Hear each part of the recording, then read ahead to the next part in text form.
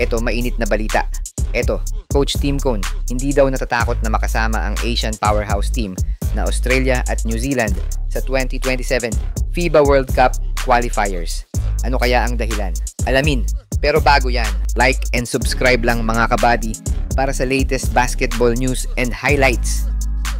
Para kay Coach Tim Cone, hindi na siya nababahala kung kasama ng Gilas Pilipinas ang bansang Australia at Tall Blacks sa Group A ng 2027 FIBA World Cup. Wala naman daw silang kontrol sa magiging resulta ng draw, kaya hindi na daw niya pinoproblema yon. Kung natalo daw sana ang Gilas sa mga official FIBA games at nakaapekto yon sa draw, baka may dahilan pa daw siya na balikan at pag-usapan ng draw. Pero dahil hindi naman ganun ang nangyari, tingin ni Coach Tim ay walang dapat pagsisihan. Kaya nga daw, hindi na rin siya naglaan ng oras para panoorin ng live ang draw. Hindi na rin niya hinintay ang resulta bago matulog dahil makukuha rin naman daw niya ito kinaumagahan mula sa SBP. Ito ang aktwal sinabi ni Coach Tim. Kung natalo siguro kami sa isa o dalawang laro at nakaapekto yon sa draw, baka may dahilan pa para pag-usapan o pagsisihan. Pero sa totoo lang, wala naman talaga kaming kontrol sa bagay na yon. Kung sino ang makalaban, di sila. Doon kami magfo-focus. Dinagdag pa ni Coach Tim, hindi na ako nag-abala pang hintayin.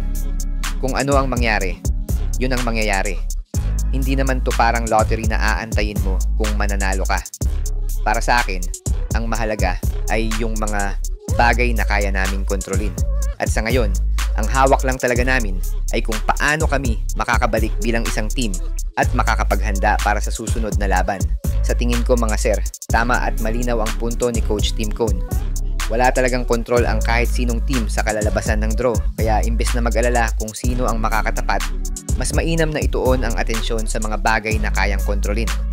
Gaya ng ensayo, disiplina at pagkakaisa ng buong team. Kaya napaka-practical at mature ng mindset ni Coach Tim. Hindi siya nagpapa-apekto sa mga bagay na wala naman siyang hawak. At sa halip na mag-focus sa problema, ang mindset niya ay solusyon.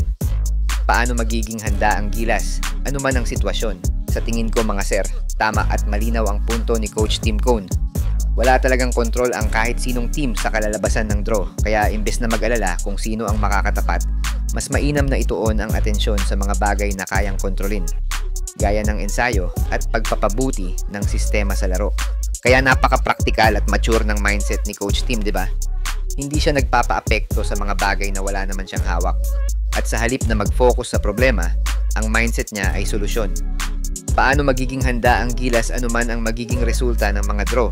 Well, ang importante ngayon ay tuloy-tuloy na paghahanda. Lalo na para sa FIBA Asia Cup sa Agosto. Kung buo ang loob, handa ang katawan, at malinaw ang direksyon ng team, kakayanin ng Gilas kahit sinong makatapat nito. Well, ang importante ngayon ay tuloy-tuloy na paghahanda ng Gilas. Lalo na para sa FIBA Asia Cup sa Agosto. At wala dapat ipag-alala ang fans dahil panigurado ako na pinaghahanda ang mabuti ng SBP, lalong-lalo na si Coach Tim, ang games ng Gilas.